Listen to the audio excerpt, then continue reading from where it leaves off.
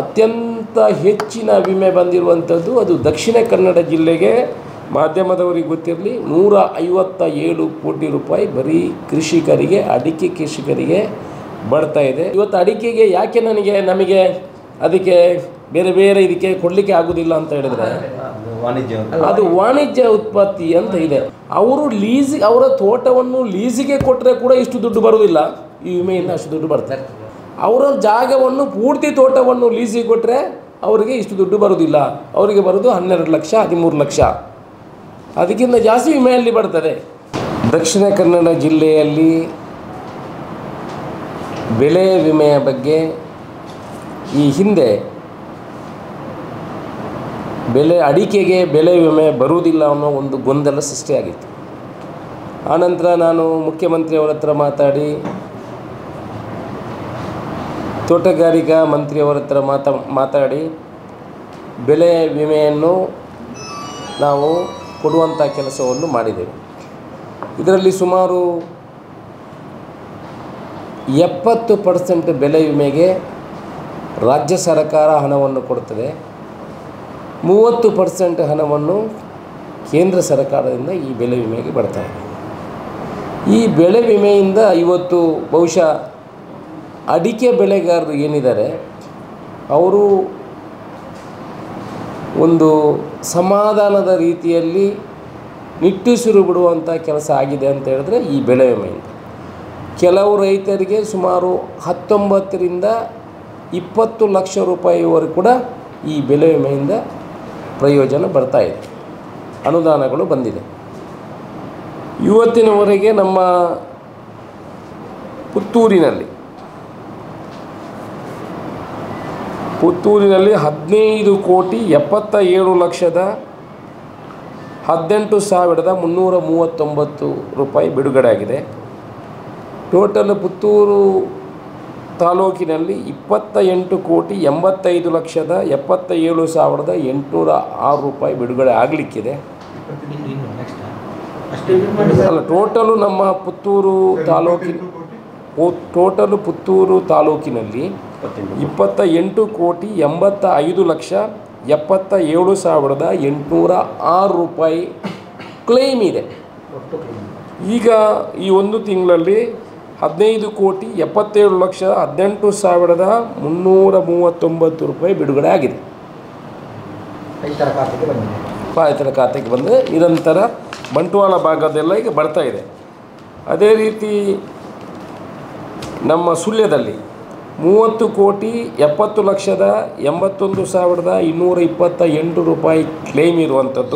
30,70,81,228 ರೂಪಾಯಿ ಸುಳ್ಯ ತಾಲೂಕಿನಲ್ಲಿರುವಂಥ ಬೆಳೆ ವಿಮೆ ಕ್ಲೇಮ್ ಈಗ ಬಿಡುಗಡೆ ಆಗಿರೋದು 18,54,73,871 ರೂಪಾಯಿ.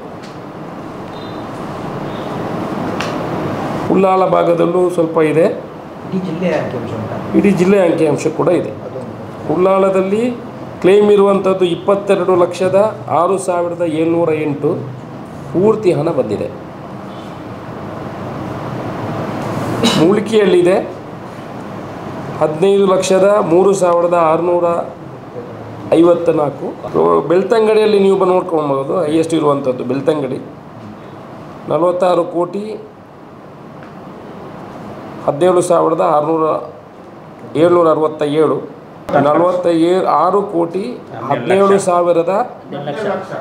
46,17,767 ಕ್ಲೇಮ್ ಬಂದಿರುವಂಥದ್ದು 12,68,30,30,30,370. ಇನ್ನೊಂದು ಇರುವಂಥದ್ದು ಕಡಬ ಹೈಯೆಸ್ಟ್ ಇರುವಂಥದ್ದು ಕ್ಲೇಮ್ ಇರುವಂಥದ್ದು 19,89,448,130. ರಿಪೀಟ್ ಮಾಡ್ತೀನಿ, 19,89,48,130 ಬಂದಿರೋದು 16,75,55,150. ಟೋಟಲಿ ನಮ್ಮ ದಕ್ಷಿಣ ಕನ್ನಡ ಜಿಲ್ಲೆಯಲ್ಲಿ 157 36,316 ಕ್ಲೈಮ್. 157,36,316. ಎಸ್. ಈಗ ಬಂದಿರುವಂಥದ್ದು 69,44,10,846 ರೂಪಾಯಿ ಬಂದಿದೆ. ಇದು ಅತ್ಯಂತ ಹೆಚ್ಚಿನ ವಿಮೆ ಬಂದಿರುವಂಥದ್ದು ಅದು ದಕ್ಷಿಣ ಕನ್ನಡ ಜಿಲ್ಲೆಗೆ. ಮಾಧ್ಯಮದವರಿಗೆ ಗೊತ್ತಿರಲಿ, 157 ಕೋಟಿ ರೂಪಾಯಿ ಬರೀ ಕೃಷಿಕರಿಗೆ, ಅಡಿಕೆ ಕೃಷಿಕರಿಗೆ ಬರ್ತಾ ಇದೆ. ಅದಕ್ಕಾಗಿ ನಾನು ನಿಮ್ಮನ್ನು ಕರೆದು ಈ ವಿಚಾರವನ್ನು, ಇದು ಯಾರಿಗೂ ಗೊತ್ತಿಲ್ಲದ ವಿಚಾರ. ಇದು ಈ ವರ್ಷ ಹೈಯೆಸ್ಟು. ಕಳೆದ ವರ್ಷ ಇದರ 60% ಇದ್ದದ್ದು ಈ ವರ್ಷ ಇಷ್ಟೊಂದು ಹೆಚ್ಚು ಬಂದಿದೆ. ಅಷ್ಟು ಜನರಿಗೆ ಅಂದರೆ 157 ಕೋಟಿ ರೂಪಾಯಿ ದುಡ್ಡು ದಕ್ಷಿಣ ಕನ್ನಡ ಜಿಲ್ಲೆಯ ಅಡಿಕೆ ಬೆಳೆಗಾರರಿಗೆ, ಅವರಿಗೆ ಪ್ರಯೋಜನ ಆಗುವ ರೀತಿಯಲ್ಲಿ ಸರ್ಕಾರದಿಂದ ಬರ್ತಾ ಇದೆ. ಅಡಿಕೆ ಮತ್ತು ಕಾಳುಮೆಣಸು. ಹೌದು, ಕಾಳುಮೆಣಸಲ್ಲಿ ನಮ್ಮ ಅಂಶ ಭಾರಿ ಕಡಿಮೆ, ಅಡಿಕೆ ಜಾಸ್ತಿ ಇರುವಂಥದ್ದು. ಕಳೆದ ಸಲದಿಂದ ಅಂದರೆ ಈ ಕ್ಲೈಮ್ ರೇಷಿಯೋ ಕಡಿಮೆ ಆಗಿದೆ. ಹೌದು, ಕ್ಲೈಮ್ ರೇಷಿಯೋ ಅದಂದರೆ ಸರ್ವೆ ಪ್ರಕಾರ ಏನು ಕ್ಲೈಮೇ ಕೊಡ್ತಾ ಇದ್ದಾರೆ ಅದು ಕೂಡ ಜಾಸ್ತಿ ಅಂತ ಬರ್ತಾ ಇದೆ. ಈ ಸಭೆಯಲ್ಲಿ ಕ್ಲೈಮ್ ಮಾಡಿರುವ ಕೃಷಿಕರ ಸಂಖ್ಯೆ ನಮ್ಮ ಹತ್ರ ಡೇಟಾ ಕೊಡಲಿಲ್ಲ, ಎಷ್ಟು ರೈತರಿದ್ದಾರೆ ಅಂತ ಅದು ಸಿಗಲಿಲ್ಲ ನಮಗೆ. ಕಂಪನಿ ಅಲ್ಲ, SBI ಇಂದ ಟ್ರಾನ್ಸಾಕ್ಷನ್ ಆಗೋದು.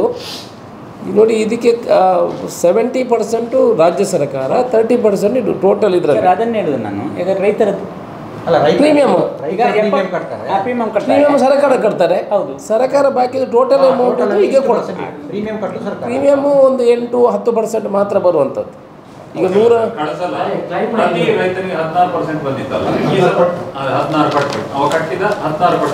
ಈ ಸಲ 10%. ಈಗ ಬರಗಾಲ ಇತ್ತು, ಮಳೆ ಇತ್ತು, ಹವಾಮಾನ ವೈಪರೀತ್ಯ ಇತ್ತು, ಅದು ಯಾವುದು ಎಫೆಕ್ಟ್ ಆಗಿಲ್ವಾ ಇದಕ್ಕೆ? ಅಂದ್ರೆ ಜಾಸ್ತಿ ಬರಬೇಕಿತ್ತು. ನೋಡಿ, ಇದು ಬರ್ತಿರುವಂಥ ಸರ್ಕಾರದ ಸರ್ವೆ ಪ್ರಕಾರ ಇದು ಕೂಡ ಬರ್ತಿರುವುದು ಅತಿ ಹೆಚ್ಚು ಅಂತ ಈಗ ಬಂದಿದೆ. ಈಗ ಕೇಂದ್ರ ಸರ್ಕಾರವೂ ಇದಕ್ಕೆ ಒಂದು ಸರ್ವೆ ಮಾಡ್ತಾ ಇದೆ, ರಾಜ್ಯ ಸರ್ಕಾರವೂ ಇದಕ್ಕೆ ಒಂದು ಸರ್ವೆಗಳನ್ನು ಮಾಡ್ತಾ ಇದೆ. ಆದರೂ ಈಗ ಬರುತ್ತಿರುವಂಥ ರೇಷಿಯೋ ನೋಡಿದರೆ 10% ಕಟ್ಟಿದ್ರು ರೈತರಿಗೆ ಬರುವಂಥ ಒಳ್ಳೆಯ ಅಮೌಂಟು, ಒಳ್ಳೆಯ ರೇಷಿಯೋದಲ್ಲಿ ಹಣ ಬರ್ತಾ ಇದೆ. ಮುಂದಿನ ದಿವಸಗಳಲ್ಲಿ ಇದು ಇನ್ನಷ್ಟು ಕಡಿಮೆ ಆಗುವ ಸಾಧ್ಯತೆಗಳು ಇದೆ. ಕಡಿಮೆ ಆಗುವ ಸಾಧ್ಯತೆಗಳು ಇದೆ. ಈ ಕಳೆದ ಬಾರಿಯೇ ಇದನ್ನು ನಿಲ್ಲಿಸುವಂಥ ಎಲ್ಲ ಕೈ ಬಿಡುವಂಥ ವಿಚಾರಗಳಿತ್ತು. ಅಡಿಕೆಗೆ ಕೊಡಲಿಕ್ಕಿಲ್ಲ ಅನ್ನೋ ವಿಚಾರ. ಇದರಿಂದ ಸುಮಾರು ರಾಜ್ಯದಲ್ಲಿ ಕಳೆದ ಸಲ 541 ಕೋಟಿ ರೂಪಾಯಿ ಬಿಡುಗಡೆ ಆಗಿದೆ. ಕಳೆದ ಇದರಲ್ಲಿ 541 ಕೋಟಿ. ಈ ವರ್ಷದ ನನ್ನ ಹತ್ರ ಫಿಗರ್ ಇಲ್ಲ. 541 crores ಬಿಡುಗಡೆ ಆಗಿದೆ. ಈ ಕಳೆದ ಈ ಇದರಲ್ಲಿ ಇದು ಲಾಸ್ಟ್ ಟೈಮ್ ಇಲ್ಲ ಅಂತ ಇತ್ತು. ಮತ್ತು ನಾವು ಕೂಡ CM ಹತ್ರ ಒತ್ತಡ ಹಾಕಿ ಕೃಷಿ ಮತ್ತು ತೋಟಗಾರಿಕಾ ಮಂತ್ರಿಯವರು ನಮ್ಮ ಹತ್ರ ಹೇಳಿ, ಅಂದರೆ ಈ ಭಾಗದ ಎಲ್ಲ ಶಾಸಕರ ಹತ್ರ ಅವರು ವಿನಂತಿ ಮಾಡಿಕೊಂಡು ನಾವೆಲ್ಲ ಹೋಗಿ ಮುಖ್ಯಮಂತ್ರಿಗೆ ಇದನ್ನು ಪ್ರತ್ಯೇಕವಾಗಿ ಹೇಳಿದ್ರಿಂದ ಬಜೆಟಲ್ಲಿ ಇದನ್ನು ಸೇರಿಸುವಂಥ ಕೆಲಸ ಆಗಿದೆ. ಮುಂದಿನ ವರ್ಷಕ್ಕೂ ಬೇಗ ಈ ಬಜೆಟಲ್ಲಿ ಅದನ್ನು ಸೇರಿಸುವಂಥ ಕೆಲಸಗಳು ಆಗಬೇಕು. ಮೂಲಭೂತ ಈಗ ಈ ಹವಾಮಾನ ಆಧಾರಿತ ಬೆಳೆ ವಿಮೆ ಯೋಜನೆ ಅಂತ ಕೇಂದ್ರ ಸರ್ಕಾರ ಜಾರಿಗೆ ಬಂದ ನಂತರ ಇದು ಸಂಪೂರ್ಣವಾಗಿ ಕೇಂದ್ರ ಸರ್ಕಾರದೇ ಕಾಂಟ್ರಿಬ್ಯೂಷನ್ ಅನ್ನುವಂಥ ಒಂದು ಪ್ರಚಾರ ಆಗಿತ್ತು. ಕಳೆದ 1 ವರ್ಷದಿಂದ ನೀವೆಲ್ಲ ಹೇಳ್ತಾ ಬರ್ತಿದ್ರಿ ಇದರಲ್ಲಿ 70% ರಾಜ್ಯ ಸರ್ಕಾರದ ಶೇರ್ ಇದೆ ಪ್ರೀಮಿಯಂ ಕಟ್ಟುವುದರಲ್ಲಿ. ಬಟ್ ಈ ಮಾಹಿತಿ ಇನ್ನೂ ಜನರಿಗೆ ಡೀಪಾಗಿ ಹೋದಾಗ ಅದೇ ಪ್ರಾಬ್ಲಮ್. ನಾನು ಅದನ್ನೇ ಎಲ್ಲ ಉಲ್ಲೇಖ ಮಾಡಿದ್ದೆ. ಕೆಲವು ಸಹಕಾರಿ ಕ್ಷೇತ್ರದಲ್ಲಿರುವಂಥ ಬ್ಯಾಂಕುಗಳು ಇದನ್ನು ಕಲೆಕ್ಟ್ ಮಾಡುವಂಥ ಕೆಲಸಗಳು ಮಾಡ್ತಿದೆ. ಸಹಕಾರಿ ಕ್ಷೇತ್ರದ ಬ್ಯಾಂಕುಗಳಿಗೆ ಹೆಚ್ಚು ಬ್ಯಾಂಕು ಒಂದು ಪಕ್ಷದ ವತಿಯಿಂದ, ಒಂದು ಪಕ್ಷದ ಕಡೆಯಿಂದ ಇರೋದ್ರಿಂದ ಅವರೆಲ್ಲ ಅದನ್ನೇ ಪ್ರಮೋಟ್ ಮಾಡುವಂಥ ಕೆಲಸವನ್ನು ಮಾಡ್ತಾರೆ. ನಾನು ಅದನ್ನು ಎಲ್ಲ ಕಡೆ ನಾನು ಸಹಕಾರಿ ಬ್ಯಾಂಕು ಕ್ಷೇತ್ರಕ್ಕೆ ಅಲ್ಲಿ ಕಾರ್ಯಕ್ರಮಕ್ಕೆ ಹೋಗುವ ಉಲ್ಲೇಖ ಮಾಡ್ತಾಯಿದ್ದೆ.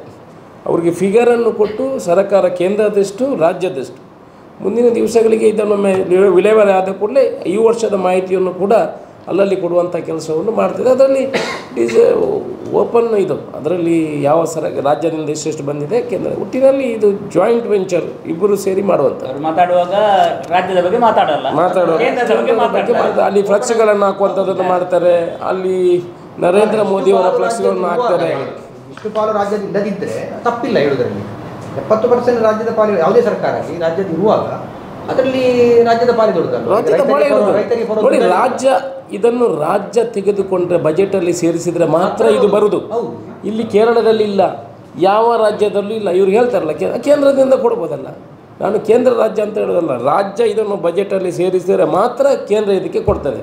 28 ಬೆಳೆಗಳಿಗೆ ಇವತ್ತಿನ ಕೂಡ ರಾಜ್ಯ ಸರ್ಕಾರ ಬಜೆಟಲ್ಲಿ ನಾವು ಅದನ್ನು ಕೃಷಿ ಅಂತ ತಗೊಳ್ಳಿ ಅಂತ, ಕಮರ್ಷಿಯಲ್ ಕ್ರಾಪ್ ಅಂತ ಇದೆ. ಇವತ್ತು ಅಡಿಕೆಗೆ ಯಾಕೆ ನಮಗೆ ಅದಕ್ಕೆ ಬೇರೆ ಬೇರೆ ಇದಕ್ಕೆ ಕೊಡಲಿಕ್ಕೆ ಆಗೋದಿಲ್ಲ ಅಂತ ಹೇಳಿದರೆ, ಅದು ವಾಣಿಜ್ಯ ಉತ್ಪತ್ತಿ ಅಂತ ಇದೆ, ವಾಣಿಜ್ಯ ಬೆಳೆ ಅಂತ ಇದೆ. ಅದನ್ನು ಈ ಕ್ಯಾಟಗರಿಗೆ ಸೇರಿಸಿದ್ರೆ ಅದಕ್ಕೆ ಬೇಕಾಗುವಂಥ ಎಲ್ಲ ಪರಿಹಾರಗಳನ್ನು ಕೊಡಲಿಕ್ಕೆ ಆಗ್ತದೆ.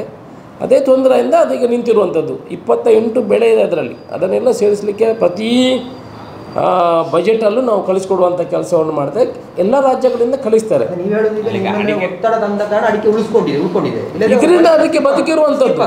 ಇವತ್ತು ಇದರಿಂದ ಈ ಏನು ಕೊಳೆ ರೋಗ ಯಾವುದು ಬಂದರೂ ಎಷ್ಟೋ ರೈತರು ಇದು ಕಾಡು ತೆಗೆಯುವಂಥದ್ದು, ಬಾಕಿ ಇದು ಒಂದೇ ಎಟ್ ಎ ಟೈಮ್ ಬರುವಂಥದ್ದು ಹಣ.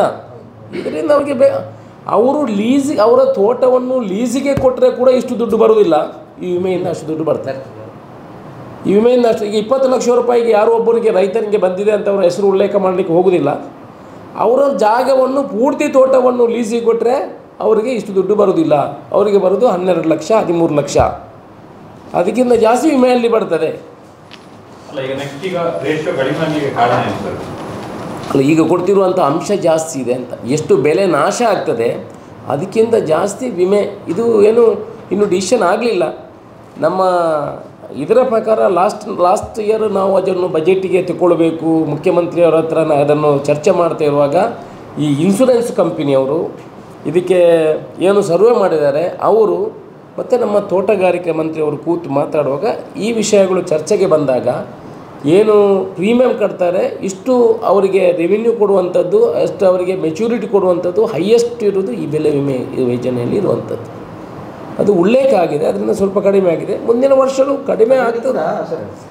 ಈ ಕ್ಲಸ್ಟರ್ ಲೆವೆಲಲ್ಲೆಲ್ಲ ಅದು ಚೆಕ್ ಇದು ಮಾಡೋದು, ಮಳೆ ಹವಾಮಾನ ವೈಪರೀತ್ಯ ಚೆಕ್ ಮಾಡೋದು, ಏರಿಯಾದಿಂದ ಏರಿಯಾಕ್ಕೆ ವೇರಿಯೇಷನ್ ಆಗ್ತದೆ. ಅದು ಹಾಗೆ ಇದೆ. ಪುತ್ತೂರಿನ ಪ್ರಮಾಣ ಬಳಿತಗಳಿಗೆ ಬರಬೇಕಂತಿಲ್ಲ, ಅಲ್ಲಿ ಹವಾಮಾನ ಆ ರೀತಿಯ ರೇಷಿಯೋ ಚೆಕ್ ಮಾಡಿ ನಾವು ಇಷ್ಟು ಪಟ್ಟು ಕೊಟ್ಟರೆ ಅಷ್ಟು ಪಟ್ಟು ಕೊಡ್ತಾರೆ. ಹೌದು ಹೌದು.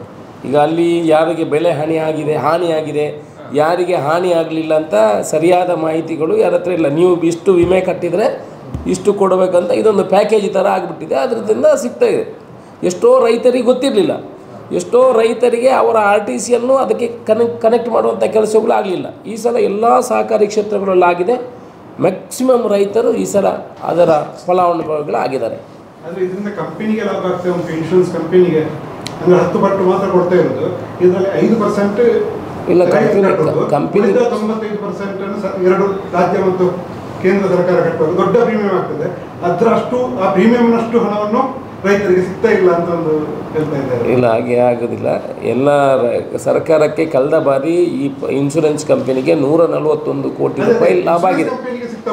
141 ಕೋಟಿ ರೂಪಾಯಿ ಇನ್ಶೂರೆನ್ಸಿಗೆ ಲಾಭ ಆಗಿದೆ ರಾಜ್ಯದಿಂದ, ಕೇಂದ್ರದಿಂದ ಬಂದು. ಈ ಸಲ ಅವರ ರೇಷಿಯೋವನ್ನು ಕೂಡ ಸರ್ಕಾರ ಕಡಿಮೆ ಮಾಡಿ, ಈ ರೇಷಿಯೋವನ್ನು ಕಡಿಮೆ ಮಾಡಿ ತನ್ನ ಬಜೆಟಿನ ನಿಗದಿ ಮಾಡೋದನ್ನು ಕಡಿಮೆ ಮಾಡಿದೆ. ಈಗ ನೆಕ್ಸ್ಟ್ ಈಗ ಈ ಇದರಲ್ಲಿ ಕೊಳೆ ರೋಗದಲ್ಲಿ ಹೈಯೆಸ್ಟ್ ರೈತರಿಗೆ ಸಮಸ್ಯೆ ಆಗಿದೆ. ಈಗ ನೆಕ್ಸ್ಟ್ ಪ್ರೀಮಿಯರ್ ಕಡಿಮೆ ಆದರೆ ರೈತನಿಗೆ ಇದನ್ನು ಕಟ್ಟಿ ಏನು ಲಾಭ? ನೋಡಿ, ಈ ರೀತಿ ಅವನ ಬೆಳೆಗೆ ಹೋಲಿಸಿದ್ರೆ ಈ ಏನು ಬರ್ತಾ ಇದೆ ಅದು ಕಡಿಮೆ. ಈ ರೀತಿಯ ಒಂದು ಪಾಲಿಸಿ ಇರುವಂಥದ್ದು ಬೇರೆ ಯಾವ ಬೆಳೆಗಳಿಗೂ ಇಲ್ಲ. ನೀವು ಯಾವುದಕ್ಕೂ ಕಂಪೇರ್ ಮಾಡಿದರೆ ಈಗ ಭತ್ತಕ್ಕೂ ಕೂಡ ಈ ರೀತಿಯ ವಿಮೆಗಳು ಇಲ್ಲ. ಬೆಲೆ ಇದೆ, ಇಷ್ಟೊಂದು ವಿಮೆ ಇದೆ. ಭತ್ತ ಕೂಡ ಸೇರಿದೆ. ಇಷ್ಟೊಂದು ಅನುದಾನ ಬಂದ 10, 12, 13 ಲಕ್ಷ ಬಂದವರು ಯಾರೂ ಕೂಡ ಇಲ್ಲ. ಇದು ಫಸಲ್ ಬಿಮಾ, ಅದರಲ್ಲೂ ಇಷ್ಟು ಪ್ರೀಮಿಯಂ ಇಲ್ಲ ಅಂತ ನಾನು. ಯಾವುದು ಭತ್ತಕ್ಕೆ ನನಗೆ ಅದರ ಪ್ರೀಮಿಯಂ ಕಡಿಮೆ. ಇಲ್ಲಿಯೂ ಪ್ರೀಮಿಯಂ ನಿಮಗೇನು ಹೆಚ್ಚು ಪ್ರೀಮಿಯಂ ಏನಿಲ್ಲ. ನೀವು ಕಟ್ಟುವ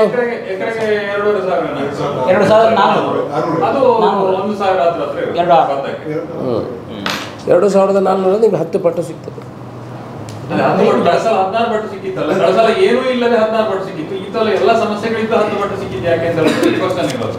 ಅಲ್ಲ, ಅದು ಕಡಿಮೆ ಆಗಿದ್ರೆ ಆದರೂ ಜನಗಳಿಗೆ ಅವರು ಏನು ಕೊಳೆ ನಾಶ ಆಗಿದೆ ಅದಕ್ಕಿಂತ ಜಾಸ್ತಿ ಸಿಗ್ತದೆ ಅಂತ ಸರ್ಕಾರದ ವಿಚಾರ.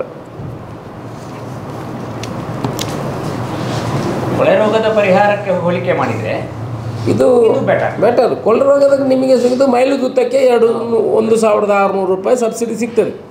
ಅದರಲ್ಲಿ ಏನು ಸಿಗ್ತದೆ, ಅದರಲ್ಲಿ ಏನು ಅದು ಕೂಡ ಈ ಸಲಕ್ಕೆ ಬಂದಿದೆ.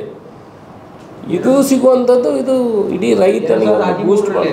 ಖಾಲಿ 12 ಕೋಟಿ ರಿಲೀಸ್ ಆಯಿತು ಈ ಕೊಳೆ ರೋಗ ಆ ಟೈಮಿನಲ್ಲಿ. 12 ಕೋಟಿ ಇಡೀ ಅಡಿಕೆ ಬೆಳೆಗಾರರಿಗೆ ಅದರಲ್ಲಿ ಎಷ್ಟು ಸಿಕ್ಕಿದೆ? ಅದು ಏನು 10 200 500 1,000 ಇಲ್ಲ, ನನಗೆ 1,500 ರೂಪಾಯಿ 1,600 ರೂಪಾಯಿ ಸಿಕ್ಕಿದೆ ಅದರಲ್ಲಿ. ಅದು RTC ಕೊಟ್ಟು ಎಲ್ಲ ಮಾಡಿದ್ದಕ್ಕೆ 1,600 ರೂಪಾಯಿ ಸಿಕ್ಕಿದೆ. ಅದು ಲಕ್ಷಗಟ್ಟಲೆ ಸಿಕ್ಕಿದೆ. RTC ಎಲ್ಲ ಕಟ್ಟಿದ್ದಾರೆ. ಅತ್ತೆ, ಇದು ನನ್ನ ಬರ್ಡೇ ಗಿಫ್ಟ್. ಇದೆಲ್ಲ ಜೀವನದಲ್ಲಿ ನನಗೋಸ್ಕರ ತಗೊಂಡ್ಬಂದಿದ್ದಾರೆ. ನಿನ್ ಮೇಲೆ ತುಂಬಾ ಚೆನ್ನಾಗಿ ಕಾಣುತ್ತೆ. ಇದು ತುಂಬಾ ಚೆನ್ನಾಗಿದೆ ಅಲ್ವಾ? ತುಂಬಾ ಚೆನ್ನಾಗಿದೆ.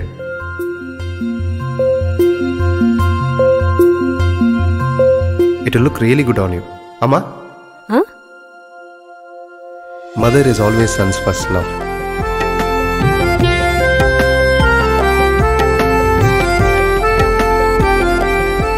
ಪ್ರತಿ ಪೀಳಿಗೆಯ ಪ್ರೀತಿಯ ಮಳಿಗೆ GL ಆಚಾರ್ಯ ಜುವೆಲ್ಲರ್ಸ್. ಸುದ್ದಿ ಚಾನಲ್, ಕ್ಷಣ ಕ್ಷಣದ ಸುದ್ದಿಗಾಗಿ.